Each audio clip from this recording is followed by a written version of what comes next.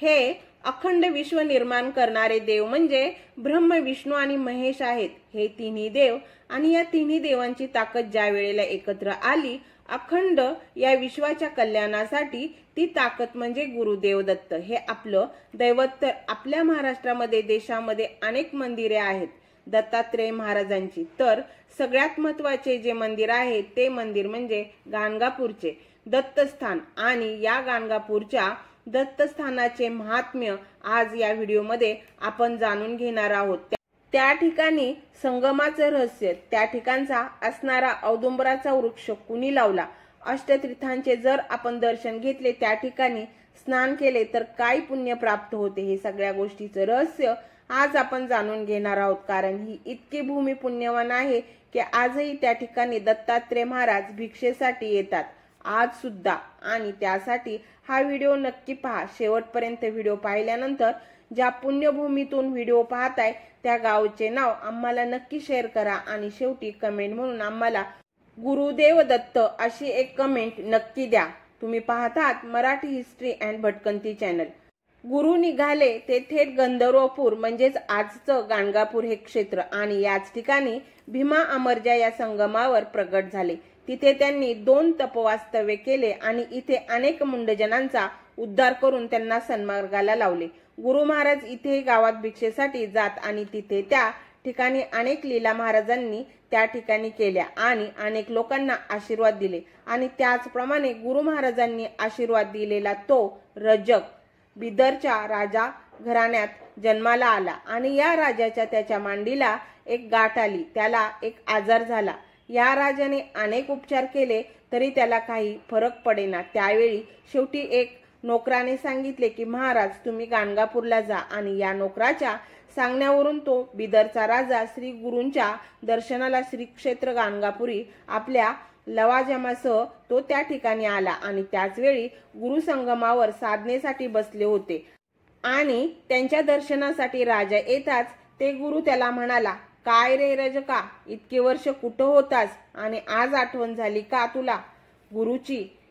हे शब्द ऐकताच राजाची पुनर्जन्म स्मृती जागी झाली। डोळ्यासमोर कुपूरचे दर्शन दिसू लागले आणि राजाने तात्काळ लगेच गुरूंच्या चरणावरती लोटांगण घातले। आपले अश्रू नयनांनी श्री गुरूंचा चरण कमलावरती अभिषेक सुरू केला। ही जी घटना घडली ते क्षेत्र म्हणजे गाणगापूर।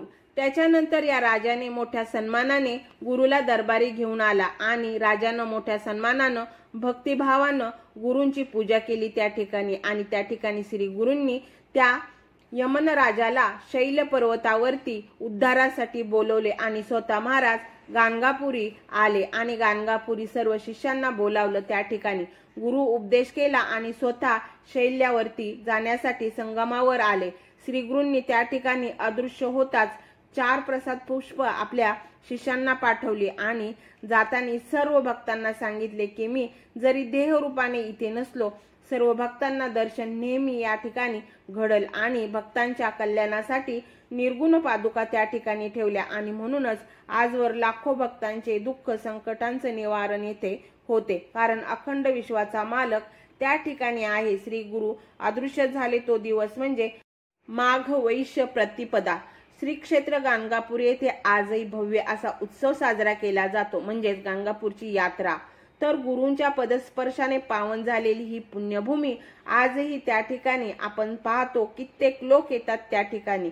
दुःख, काहींच्या अंगात वाईट शक्ती शिरलेली असते म्हणजे भूतबाधा, कित्येक लोक येतात परंतु त्या क्षेत्रामध्ये आल्यानंतर ती भूतबाधा पळून जाते, अशी पुण्यभूमी गाणगापूरची। तर श्री क्षेत्र गाणगापूरच्या गावाच्या मध्यभागी दत्तप्रभू श्री गुरु नरसिंह सरस्वती महाराजांचा आकर्षक मठ आहे। याच मठात स्वतः स्वामी महाराजांनी निर्गुण पादुका प्रसाद म्हणून ठेवल्या।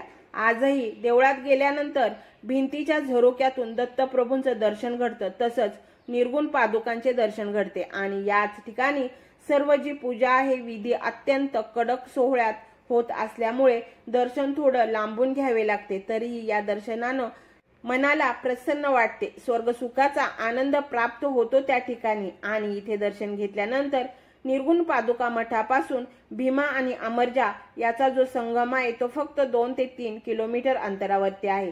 तिथे आलेले भाविक, लाखो भाविक संगम स्नानासाठी येतात.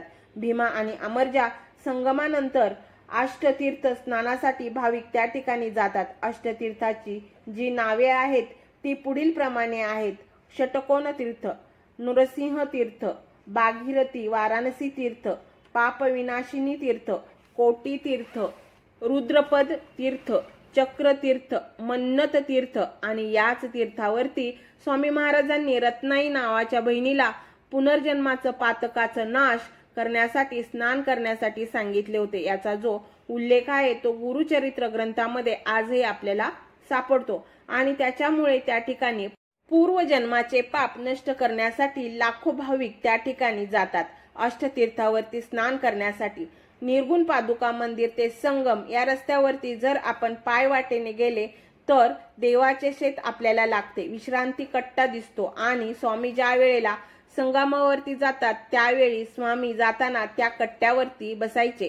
तो विश्रांती कट्टा आजही त्या ठिकाणी आपल्याला पाहावयास मिळतो.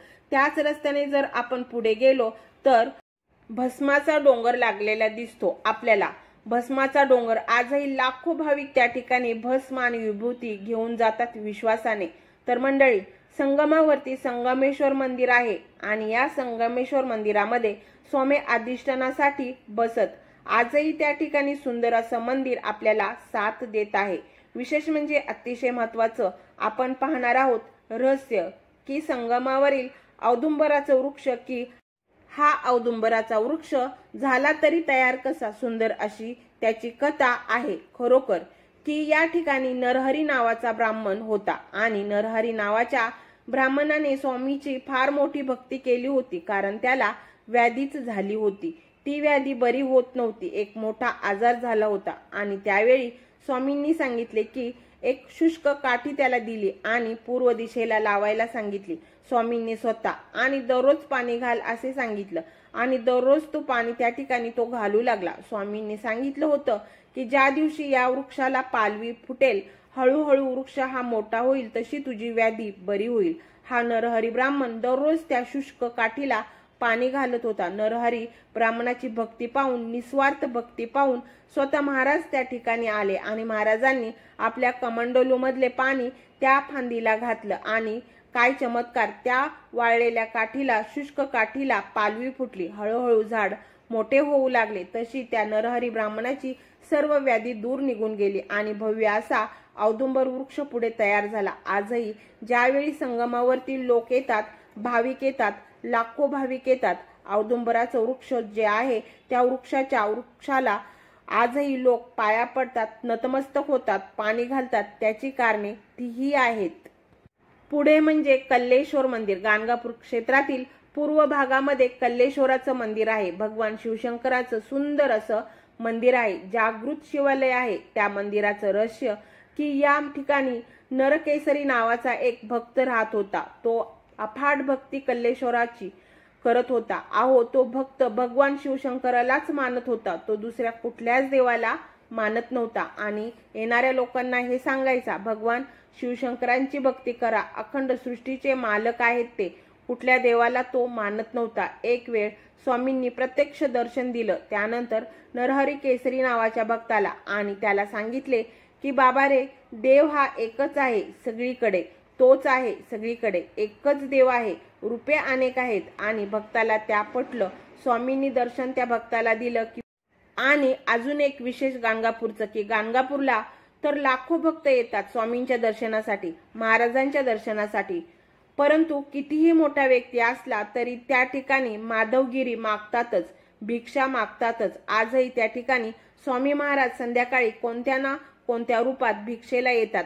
स्वामी महाराज संगमावरती अनुष्ठान करत राहतात आज सुद्धा, असे दत्तभक्त सांगतात. म्हणून आजही गाणगापूर गावामध्ये संध्याकाळी भिक्षेला स्वामी येतातच. याचा उल्लेख गुरुचरित्र ग्रंथामध्ये केलेला आहे.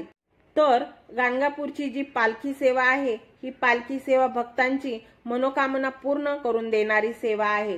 तर गाणगापूर या ठिकाणी पहाटे 3 वाजता काकड आरती होते आणि त्याच्यानंतर 6च्या सुमारास कर्पूरा आरती होते आणि 7 वाजता तीर्थ आरती त्या ठिकाणी होते आणि त्याच्यानंतर दुपारी 12च्या सुमारास महानैवेद्याचा कार्यक्रम होतो आणि त्याच्यानंतर भक्त माधवगिरीसाठी जातात. संध्याकाळी पूजा होते. महाराजांची अनेक अलंकाराने सुशोभित करून महाराजांची मूर्ती पालखीत बसवतात आणि देवळाभोवती 3 प्रदक्षिणा घालतात आणि हा पालखी सोहळा झाल्यानंतर विभूती आणि तीर्थप्रसाद भक्तांना त्या ठिकाणी दिला जातो. असे हे गाणगापूरचे मंदिराचे रहस्य. आजही त्या ठिकाणी दत्तात्रय महाराज अखंड सृष्टीचे मालक गाणगापूरमध्ये भिक्षा मागायला संध्याकाळी येतात आणि याच्यानंतर भिक्षा मागून जेवण केल्यानंतर दत्त महाराज माहूरगडी आपल्या आईच्या कुशीत झोपायला जातात.